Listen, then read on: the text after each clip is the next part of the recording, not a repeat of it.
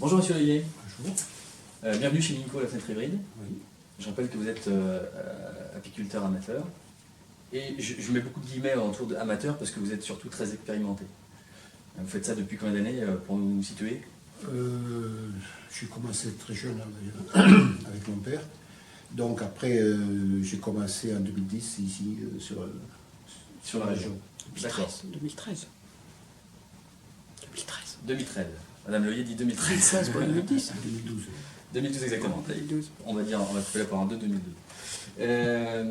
On est partenaire depuis 2 années maintenant. 2 années sur lesquelles vous avez positionné 10 de vos ruches sur le site de Minco, sur la réserve foncière de bois qui se situe sur le parc Minco. Sur le parc Minco, oui. D'accord. On a quelques questions à vous poser en termes d'environnement, en termes de production, au niveau de toutes ces ruches. Oui. Bon, on entend bien parler des problématiques climatiques, environnementales actuelles. On parle beaucoup de CO2.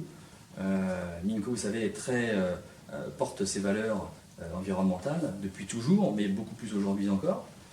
Et on aimerait savoir comment ça se traduit pour la production d'une ruche. Donc, la première question que j'ai à vous poser, Monsieur Leyer, c'est quel est l'impact d'une ruche sur l'environnement, mais à grande échelle? Est-ce que vous avez une notion de ça? L'impact d'une ruche, disons que suite à l'environnement, c'est les pesticides en premier, quoi. Quand vous dites ça, c'est vous pointez du doigt les pesticides et l'usage, on va dire, trop prononcé. Oui. D'accord. Parce qu'on est dans une région quand même où il y a beaucoup de monoculture. D'accord. Et principalement le colza. Oui. Le colza, c'est assez compliqué, quoi. On peut pas enlever des ruches d'un secteur sans le remettre dans un autre secteur où il n'y a pas de colza. Ça se peut pas. Voilà. D'accord, donc vous avez besoin de cette culture de colza. On en a besoin parce que, si vous voulez, elle fait monter en population de la ruche. D'accord. Et là-dessus, on peut faire des essais. C'est la bonne période pour faire des essais. Alors si on met par exemple une vingtaine de ruches sur du colza, on fait une vingtaine d'essais. D'accord. C'est ce qui nous permet de renouveler le cheptel. Et quand on rapproche ces pesticides, l'usage de ces pesticides sur le champ de colza, par exemple, on imagine que l'impact ne peut pas être très bon non plus, quoi. Oui, c'est sûr que c'est pas très bon, mais on arrive quand même à s'arranger avec les agriculteurs. Si on va les voir, ils sont réceptifs quand même, ils nous préviennent quand ils traitent. D'accord, donc il y a une prise de conscience. Oui, globalement. De plus en plus, parce que nous, on a besoin des agriculteurs, Oui. et eux, ils ont besoin des apiculteurs. D'accord. Pour polliniser, ils ont besoin des abeilles. Eh oui. S'il n'y a pas des abeilles pour polliniser, il n'y a pas de production. Moins de production de raisins, etc. Ça chute sérieusement. Très bien. En termes de production maintenant, donc on rappelle, ça fait 2 années qu'on est partenaire. En termes de production, comment ça se traduit si on fait un comparatif de l'année 2019 et de l'année passée? Est-ce qu'on a plus produit, moins produit, et quelles sont les raisons? Ici particulièrement, j'ai moins produit. Ici j'ai moins produit parce que l'environnement, il y a le bois qui est à côté quand même, il y a des acacias, mais l'acacia, il n'y a pas eu de miel d'acacia puisqu'il n'a plus au moment de l'acacia. Donc, d'accord. Après, le miel de printemps, ça marchait quand même. Là, j'ai quand même eu avec la qualité. Vous avez eu un miel de qualité et en quantité. D'accord. Si, oui.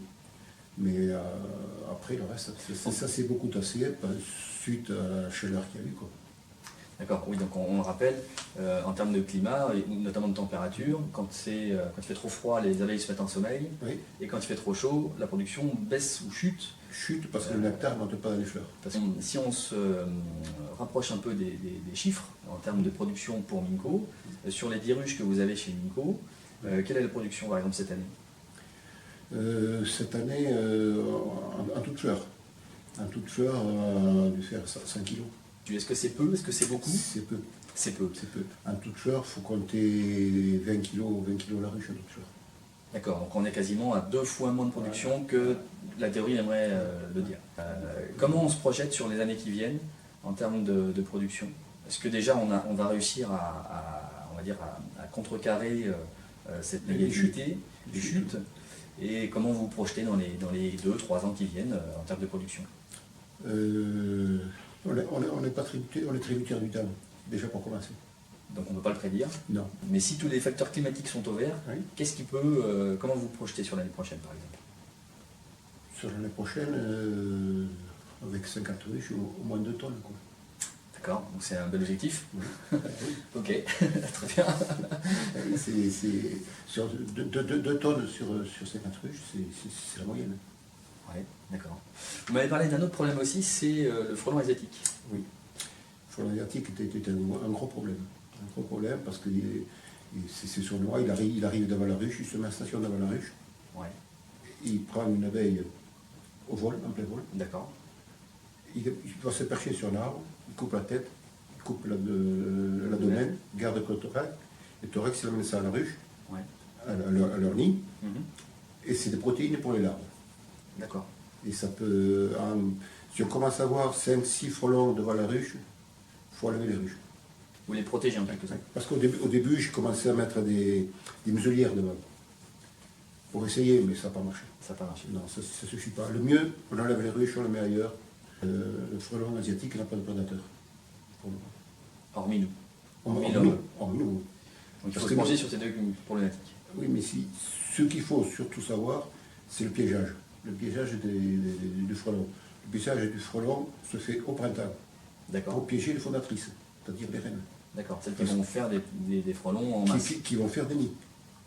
Parce qu'entre dans les gros nids, il divers aux alentours de 200 reines D'accord. qui font un nid supplémentaire l'année d'après. Tout le monde ne passe pas l'hiver. Donc c'est exponentiel, c'est Voilà, tout le monde ne passe pas l'hiver. Même qu'il en résiste un quart, c'est déjà quand même pas mal. énorme, c'est déjà énorme. Donc D'accord.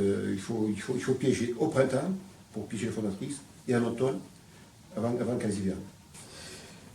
Pour terminer, si on veut se donner un objectif pour les années qui viennent, quelles actions doivent être en place pour préserver ces abeilles et faire en sorte qu'elles ne subissent plus tous ces aléas externes?